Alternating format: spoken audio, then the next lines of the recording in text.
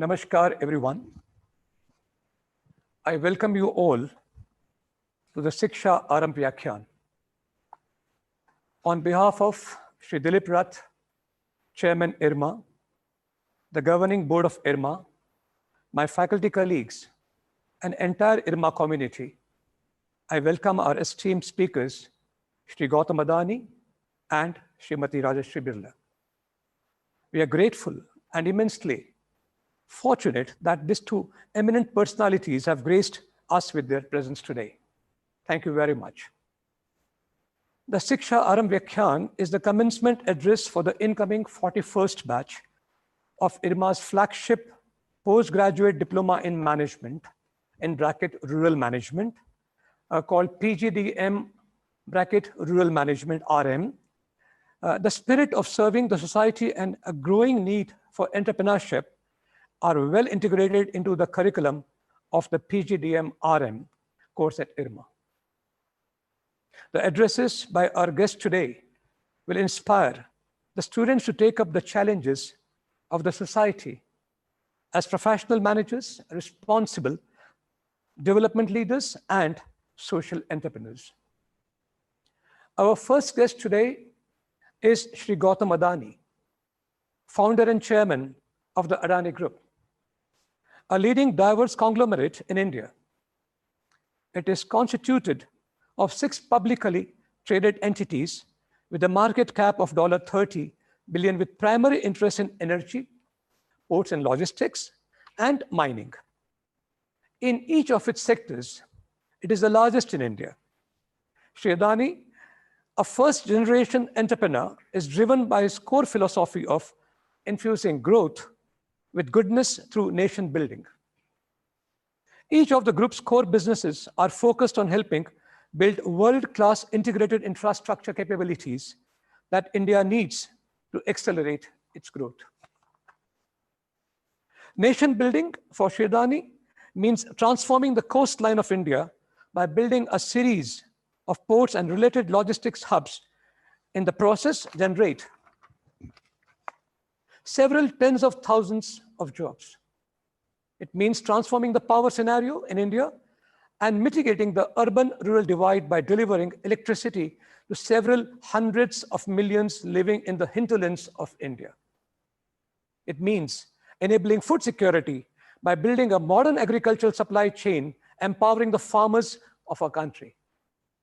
It means to fulfill India's objective and become one of the largest global players in sustainable energy by making the largest national commitment to the solar ecosystem and building an integrated manufacturing, generation, and solar park business.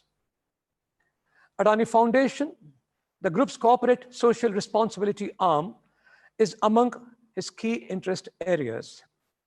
Until March 2019, Adani Foundation's pan-India initiatives across key sectors of education, healthcare, community, infrastructure, and sustainable livelihood touched more than 3.5 million direct and indirect beneficiaries in 2,300 villages across 18 Indian states. We will now watch a clip on the initiatives of the Adani Group to transform the future of Indian agriculture.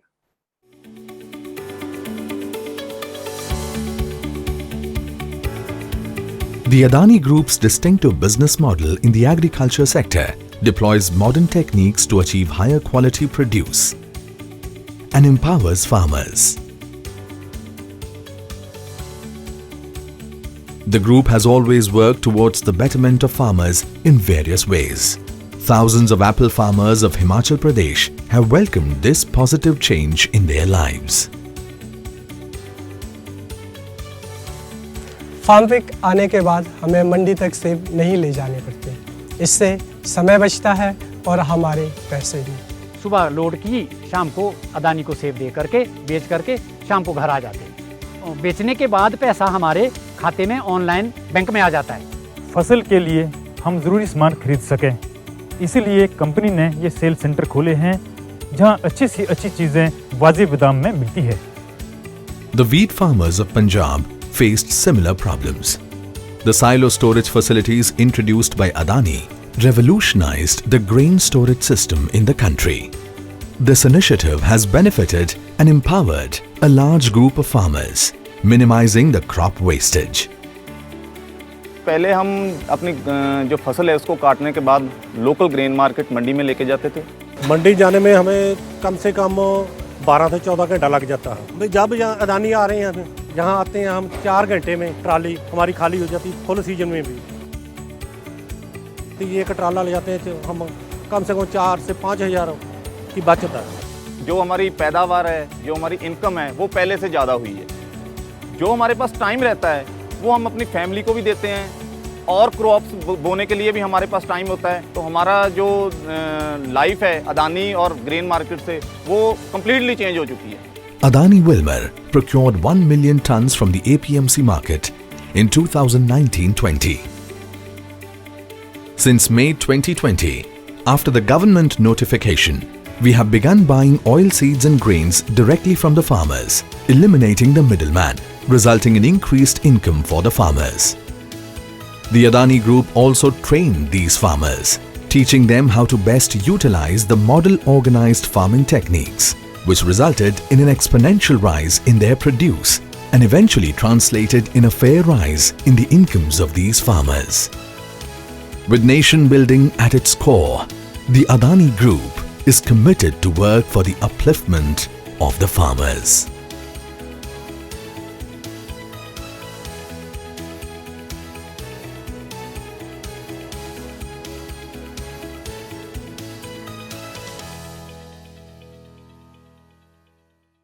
I now invite Shri Gautam Adani to deliver the Shiksha Aram Vyakhyan.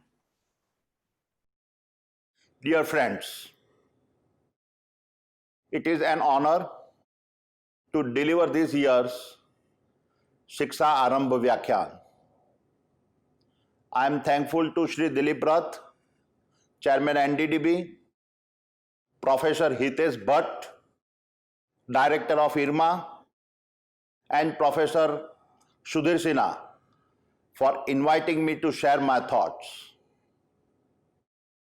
For the all incoming students, congratulations on your decisions to join the Institute of Rural Management. You are now the torchbearers of one of the finest institutes of its type in the world. As I was reading your mission statement, promote sustainable, ecologic friendly and equitable socio-economic development of rural people through professional management. I realize that although written 40 years ago, it is as relevant today. Dear students, you are now a part of a unique institution with a legacy that few in the world can claim. You must believe in it. You are now a part of a unique institution that can play a pivotal role in making sure no farmer ever again commits suicide. You must believe in it. You are now a part of a unique institution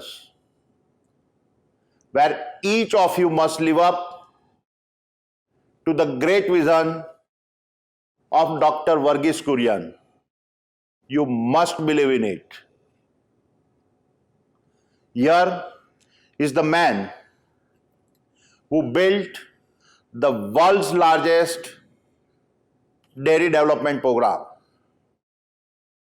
The man who created the world's largest rural employment organization. The man who made India the world's largest milk producer. And the man who lived by the philosophy production by masses should triumph mass productions. India has indeed given the world's its share of global thought leaders. Dr. Verghese Kurian, the father of our country's white revolutions, is without any doubt one among this group. Therefore, my dear students, tomorrow you have the big footsteps of Dr. Kurian to follow, and today you have taken the first step in that inspiring directions. My intention today is to stimulate your thinking, and I will leave you with a few possibilities to build on. By now,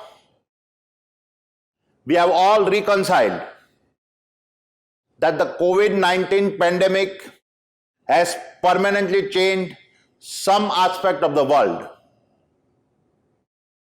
However, along with all these changes, the pandemic is also a reminder of some core principles that should give us a hope. The pandemic has exposed fundamental fault lines in the current way our society engage and consume. Going ahead, globalization and trade will be different. National and international policies will be different. Healthcare will be different. And supply chains will be different. However, what will not be different is that India will continue its journey to be the world's third largest economy by 2030. What will not be different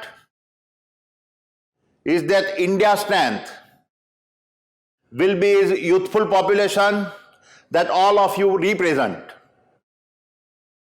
And what will not be different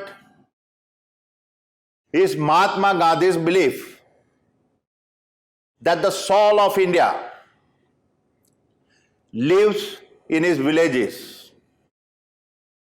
In a COVID-impacted world, Gandhiji's words echo even louder. Dear students, I am sure all of you vividly remember the recent moving images of tens of millions of migrant workers trying to get back to their villages because of the COVID-19 crisis. I urge you to never forget these images, to understand your responsibility towards the IRMA's vision. Promote equitable socio-economic development of rural people. Sadly, we have to admit that we have collectively fallen short of fulfilling this vision.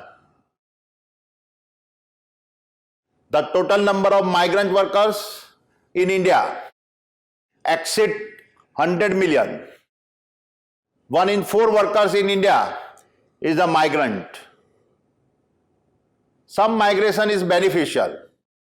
However, unless we tackle the issue of the continued increase in rural to urban migration, India's growth will be hampered. This imbalance reflects our soft underbelly. It reflects the inequality of opportunity we need to address.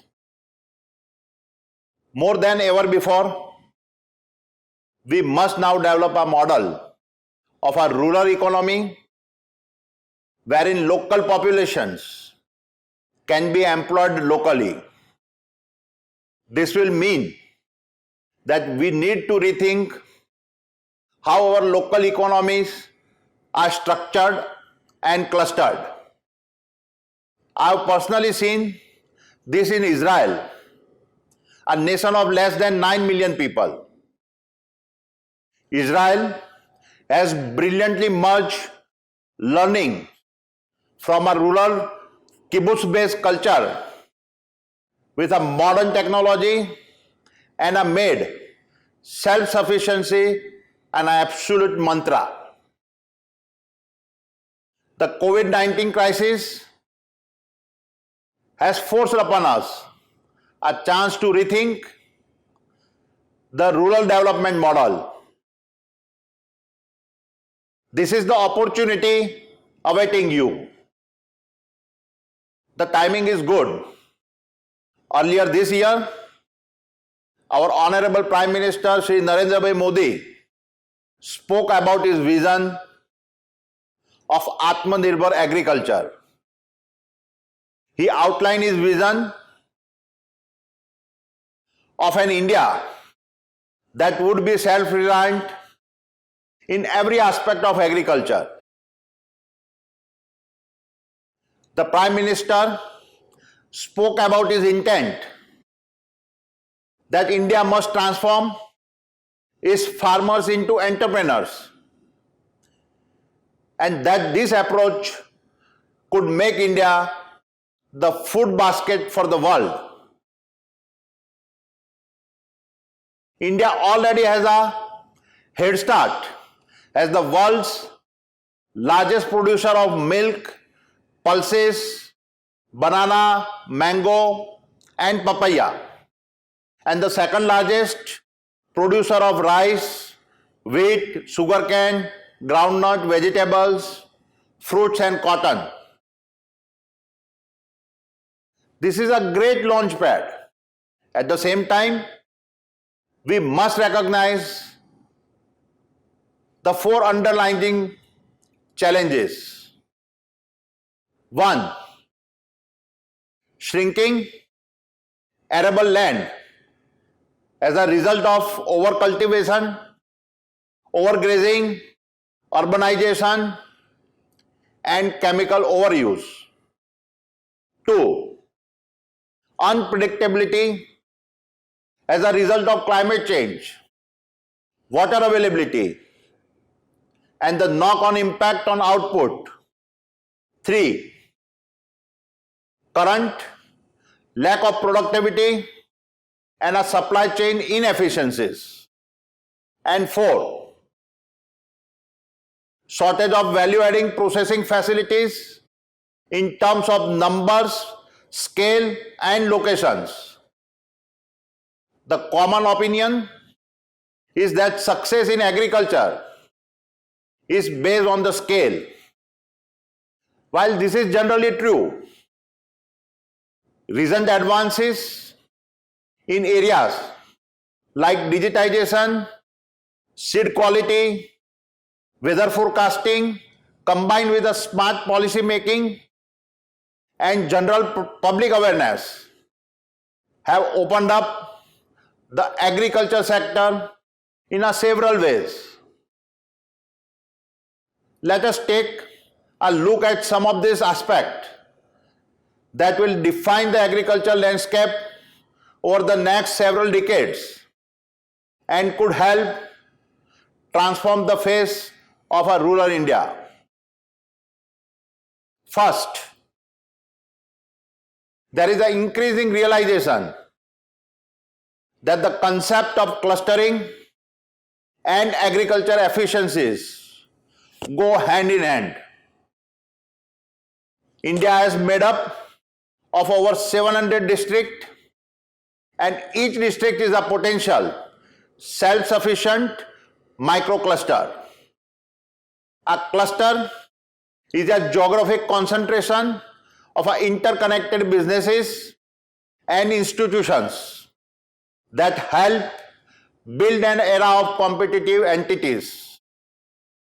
Cluster policies are crucial for small-scale farmers and agribusiness. It enables them to achieve higher productivity, higher value-added production, and to minimize the back-breaking cost of logistics, storage, wastage, and interference from the middleman. Therefore, an agri-based cluster will be a set of the local farmers, agribusinesses, and institutions that are engaged in the same agriculture or agri-industrial subsector and work together to build a value networks.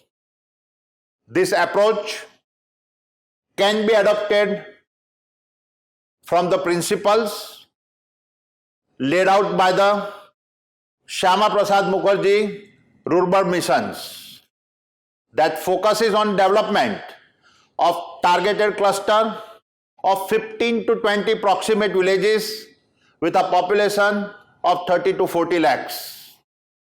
A great example of such a clustering possibilities not too far from here is a Bharuch. The district of Bharuch produces over 1 million metric tons of banana each year. If farmers of Bharuch join hands and are given appropriate support in terms of standardized plantations, growing technique, harvesting and handling best practices, the district could transform into the largest integrated cluster of banana and banana related products in the world. Next, food processing is key. The unorganized food processing sector in India comprises about 25 lakh units, 66% of which are in rural areas. These units contribute 74% employment in these sectors.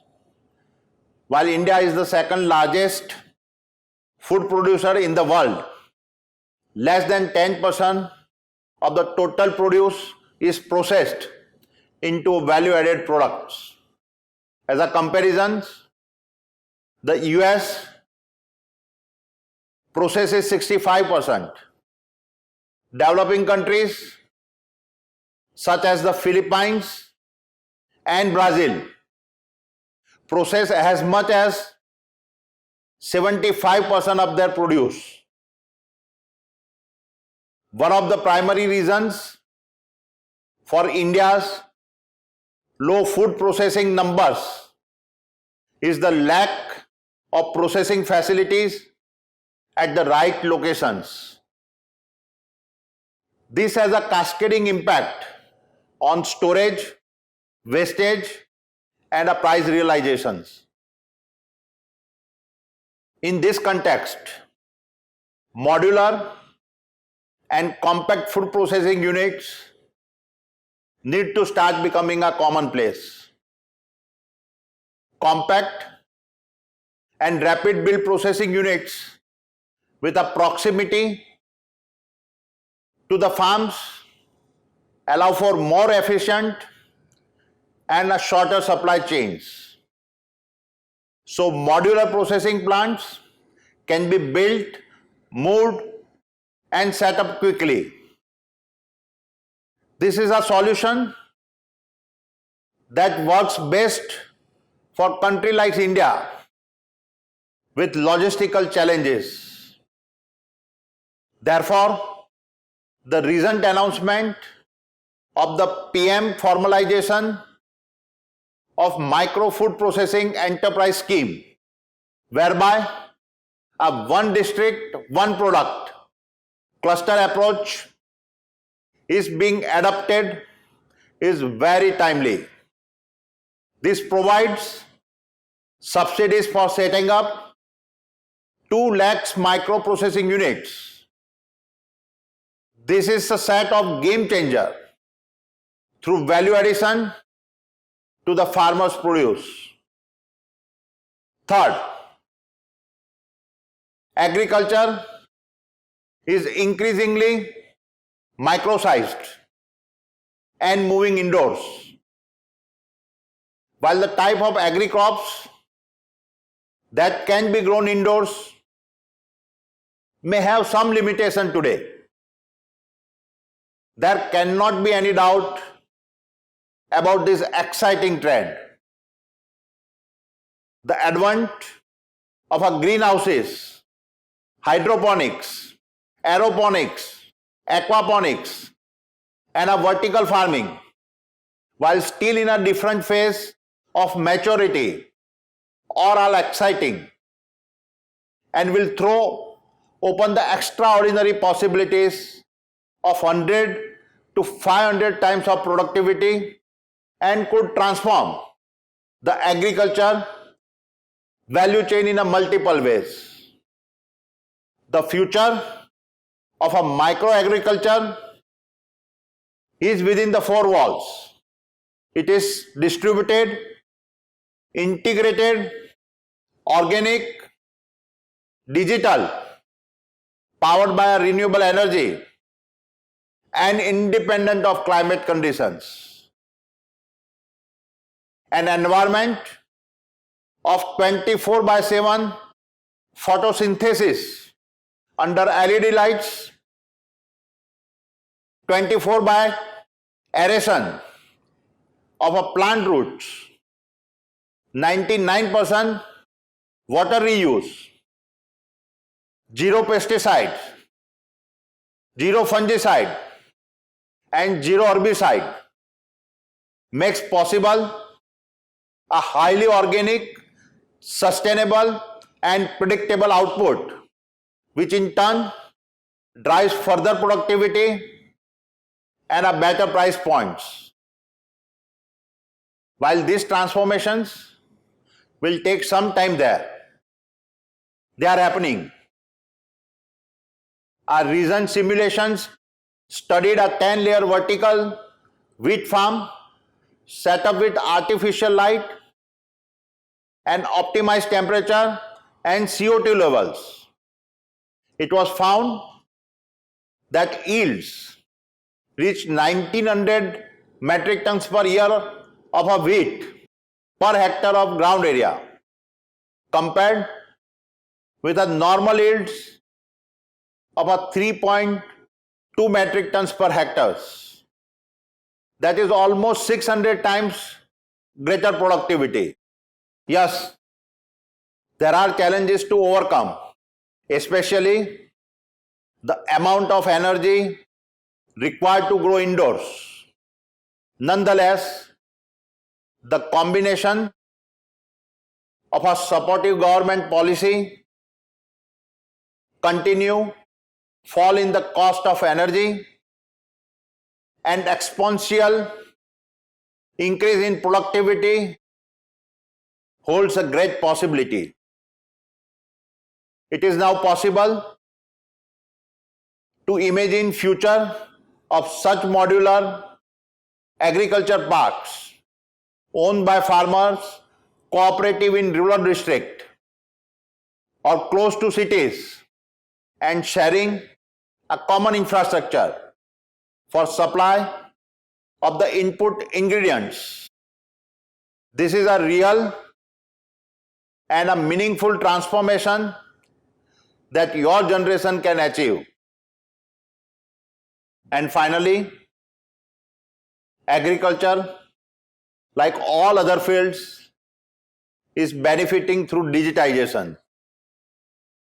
Just as a doctor today can read a patient's vital parameters remotely, advances in sensor technologies, satellite imaging, the Internet of Things, cellular networks, and machine learning algorithms have already made it possible to manage farms remotely, analyze individual plant health, and identify nutrient need to make optimal decisions. This opens two pathways. First, to able to monitor local farms and provide services to the farmers in a far more scientific way. Second, to utilize the large pool of Indian agriculture graduates to establish agri-based BPO type services that are connected to farms across the world and provide expert services including managing watering and fertilization cycle remotely. We have already witnessed this happening with a team of experts in Israel managing grape farms in California. Properly executed, India's existing strength in this area can help redefine domestic as well as global agriculture practices. This would be entrepreneurship at its best. Dear students, entrepreneurship is a journey. I started this trip when I was just 16 years of age. I learned that while the shortest distance between 2 points is a straight line, it is rare that any entrepreneurship journey is able to follow this straight line. Entrepreneurship is about sometimes getting lost,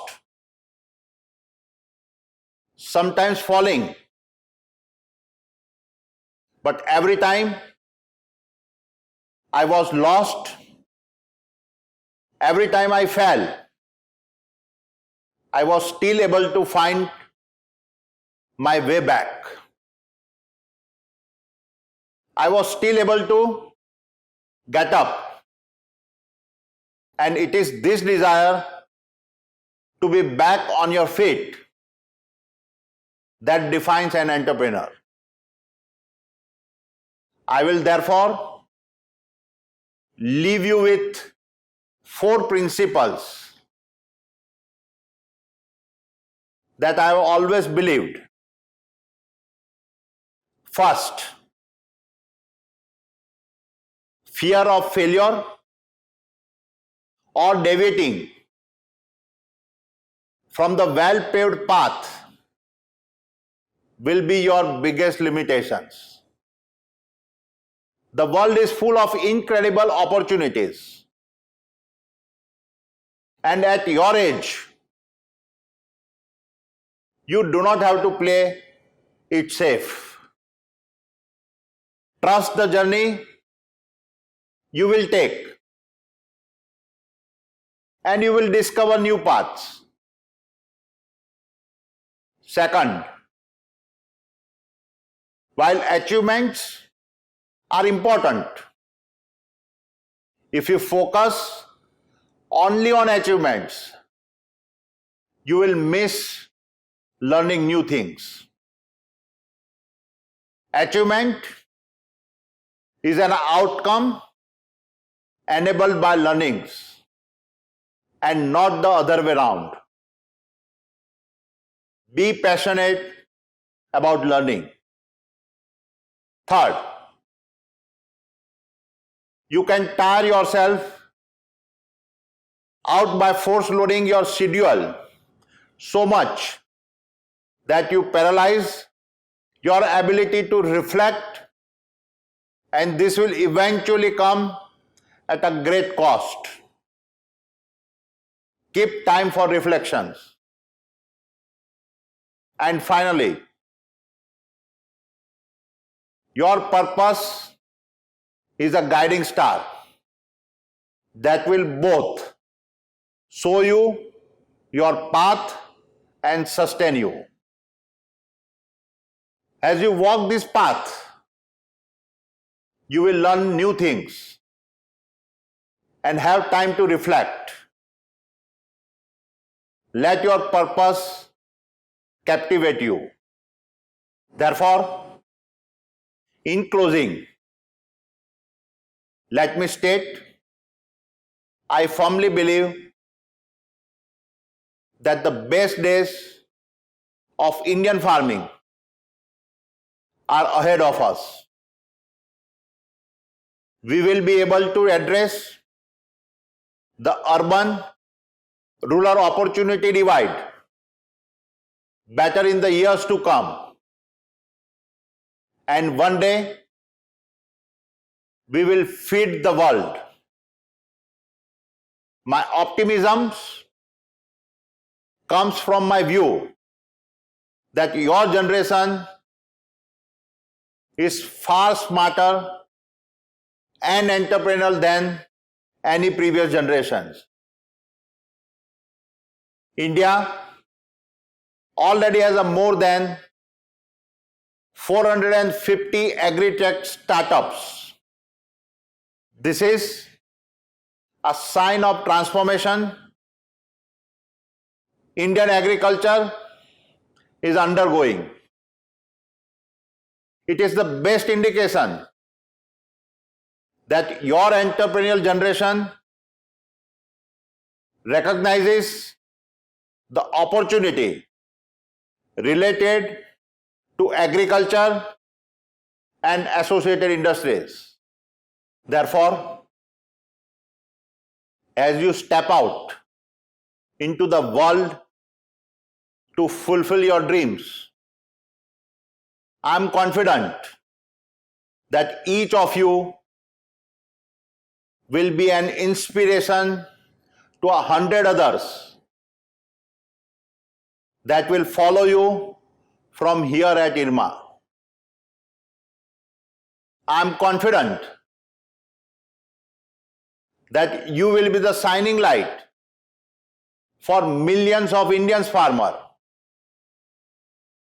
They have put their hopes on you. And I am confident that from amongst you will emerge another Dr. Varghese Kurian. You have an exciting opportunity. I wish you every success. You are rural India's biggest hope. Thank you. Jai Hind. Sir, thank you very, very much for a very, very inspiring speech.